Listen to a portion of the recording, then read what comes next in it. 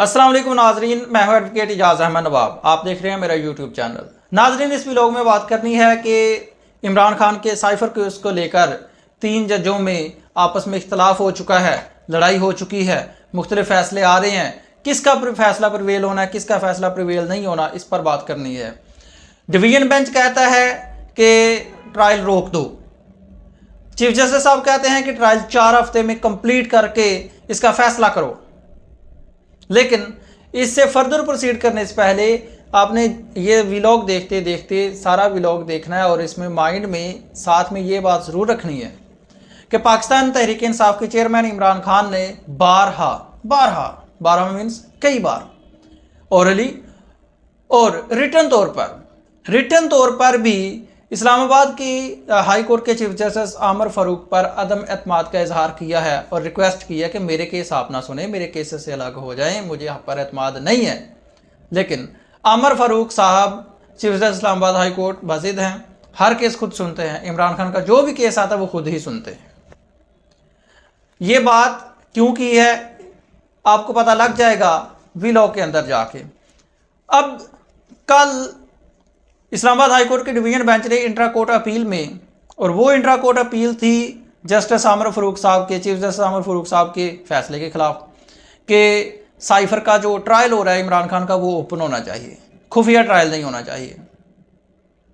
उस अपील में बड़े जो क्वेश्चंस पुट किए कि ओपननेस का दौर है, ओपन ट्रायल आप क्यों नहीं कर रहे, और जो खुफिया ट्रायल की है, जो स्पेशल कोर्ट के स्पेशल जज की तैनाती की है, वो किसने की है और क्यों की है, काम अदलिया का था, ये इंतजामिया ने क्यों किया है और किस तरह से कर लिया है, इसका प्रोसेस अडॉप्ट किया था या नहीं किया था। ये चंद सवालात थे। अब इन सवालात के जवाब पूछे गए थे सरकार से, अटॉर्नी जनरल ऑफ पाकिस्तान से, लेकिन ये जवाब दे दिए हैं आज किसने जी, चीफ जस्टिस आमर फारूक साहब ने। उनकी कोर्ट में केस था शाह महमूद कुरैशी की ज़मानत का, कि शाह महमूद कुरैशी को ज़मानत दी जाए। उन्होंने शाह महमूद कुरैशी की ज़मानत और जो किस्से कहानियाँ लिखी वो इमरान खान की, ज़मानत खारिज की शाह महमूद कुरैशी साहब की, और ऑर्डर लिखवाया इमरान खान के खिलाफ। केस था कि ज़मानत दी जाए, उन्होंने कहा जी नहीं ज़मानत नहीं बनती, और ये तो पहले सभी को ही पता था, सभी को पता था कि ये फैसला आना है कि ज़मानत खारिज होनी है। वजह मैं आपको बता देता हूँ। वजह यह है कि को अक्यूज्ड की जब बेल खारिज हो जाती है सेम केस में, तो बाकी की भी खारिज हो जाती है। अगर ज़मानत इमरान खान की हो जाती तो शाह महमूद कुरैशी की भी हो जानी थी। अगर इमरान खान की ज़मानत खारिज हो गई तो शाह महमूद कुरैशी की भी खारिज ही होनी थी, क्योंकि एक केस है, एक रोल है। अब ज़मानत तो खारिज हो गई, उस ज़मानत खारिज होने में इमरान खान के बारे में ऑब्जर्वेशन देने का कोई तुक ही नहीं बनता, किसी भी तरीका से तुक नहीं बनता, किसी भी तरीका से। आपने ऑब्जर्वेशन देनी है तो दें शाह महमूद कुरैशी की। चले आपने इमरान खान के बारे में अगर बात करनी है ना, आपके मुताबिक कि वो जो मेन अक्यूज्ड है, अगर आपने उसकी बात करनी है तो सिर्फ उसके रोल की बात करें।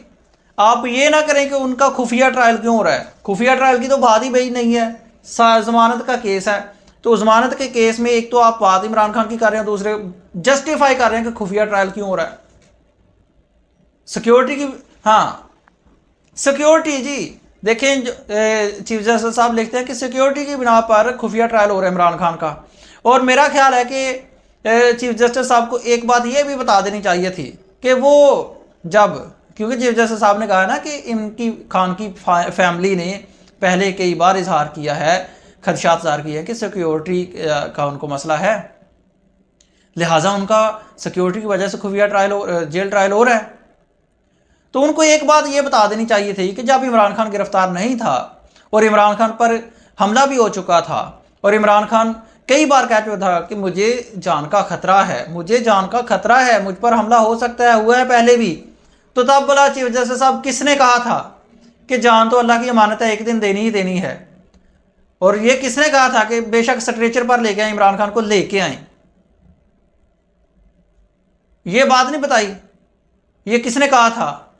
अगर चीफ जस्टिस साहब ने नहीं बताया तो आप अपने कमेंट्स में बता दें। जो लोग ये आप जो देख रहे हैं ये भी लोग कमेंट्स में बता दें कि ये बात किसने कही थी। उस वक्त तो कहते कि जान अल्लाह की अमानत है, और आज इमरान खान खुद कह रहा है कि मुझे निकालो, मैं कोर्ट में पेश होना चाह रहा हूँ, मुझे कोर्ट में लेके जाओ, पेश करो। तो कहते हैं नहीं नहीं नहीं, आपकी जान को खतरा है। ये दोहरा म्यार हुआ ना फिर। अच्छा जी, अब आ जाते हैं कि जस्टिस मियां गुल हसन औरंगजेब साहब ने क्वेश्चन पूछा कि क्यों खुफिया ट्रायल किया जा रहा है जी, जेल ट्रायल क्यों किया जा रहा है। तो आज साइफर केस में शाह महमूद कुरैशी की ज़मानत के फैसले में इमरान खान के खुफिया ट्रायल को जस्टिफाई कर दिया गया। क्या बात है यार, इतने इंसाफ के इतनी तेज़ी। दूसरी बात, उन्होंने ये क्वेश्चन पूछा था कि ये काम अदलिया का था, स्पेशल जज की तैनाती, तो ये इंतज़ामिया ने कैसे कर दी, तो उसका जस्टिफिकेशन भी आ गई। शाह महमूद कुरैशी की ज़मानत के फैसले में ये भी जस्टिफिकेशन आ गई कि इमरान खान का स्पेशल जज की तैनाती जो केस है वो किस तरह से की। तो उन्होंने कहा जी अगर गलत जगह पे अगर कोई काम होता है तो उसको कालअदम इसलिए करार नहीं दिया जा सकता कि वो काम गलत हुआ है, गलत जगह पर हुआ है। हाँ, बल्कि अगर नाइंसाफ़ी का उसमें आंसर पाया जाता हो तो फिर कालअदम करार दिया जा सकता है। अब हम दूसरी तरफ आ जाते हैं, कल अब क्या होना है। मतलब ये तो तसादम हो गया ना, एक केस में तसादम हो गया, ये ऑब्जर्वेशंस देना बनती नहीं। ये तो ऑब्जर्वेशंस दे चुके हैं किस केस में, जिसके खिलाफ आईसीए पेंडिंग है डिवीजन बेंच में, उसमें ये ऑब्जर्वेशंस दे चुके हैं।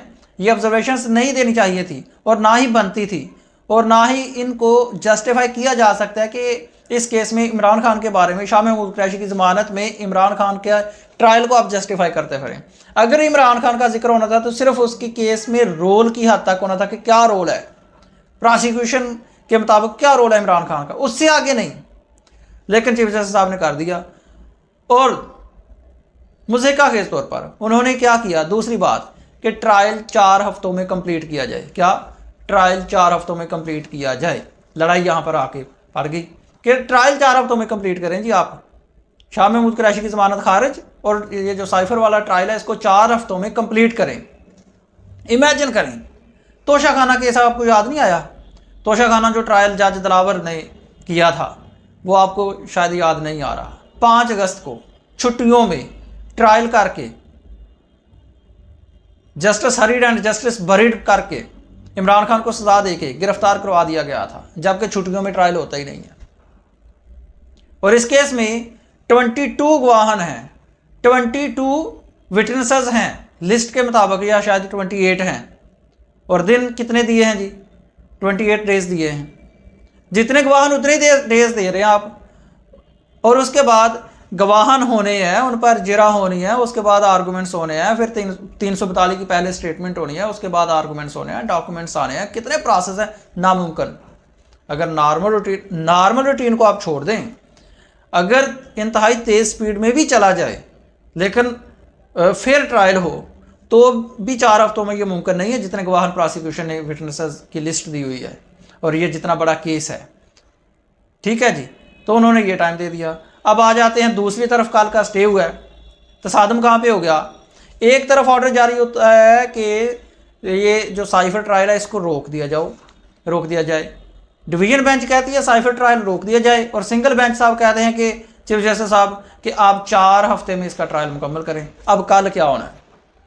एक फैसला जाना है अटेस्टेड कापी चीफ जस्टिस साहब के ऑर्डर की कि ट्रायल को 4 हफ्तों में कंप्लीट करो, और जज अबुल हसनात साहब जो पहले ही जज लावर साहब की तरह तैयार बैठे होंगे, ज़ाहिर सी बात है ये उनकी ड्यूटी है ट्रायल करना, लेकिन तेज़ ट्रायल करना एक अलग बात है। तो वो पहले ही तैयार बैठे होंगे गवाहान के बयानात रिकॉर्ड करने को।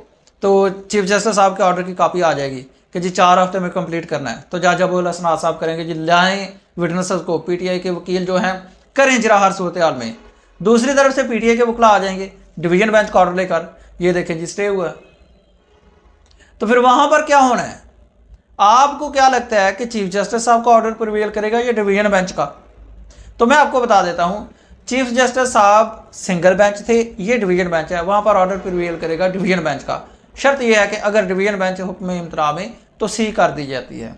अगर ये जो स्टे ऑर्डर हुआ है इसको एक्सटेंड किया जाता है नेक्स्ट डेट तक तो फिर, और ये वाकई हो जाएगा।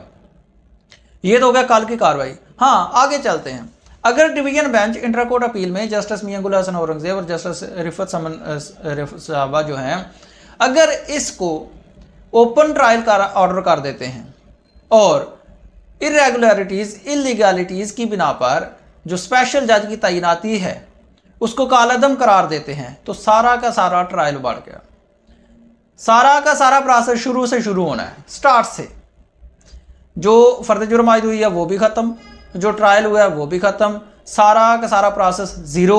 और ये जो चीफ जस्टिस साहब का ऑर्डर आया 4 हफ्ते में ट्रायल करने का, ये भी ख़त्म हो जाएगा, क्योंकि जिस ट्रायल को ख़त्म करना है वो ट्रायल ही ख़त्म हो गया, तो ये ऑर्डर फिर इनफेक्टिव हो जाएगा। ये सारी की सारी सूरत हाल है। अब देखते हैं कल इस केस में ICA में हियरिंग है और इस स्टे के ऑर्डर को एक्सटेंड किया जाता है या नहीं। शुक्रिया।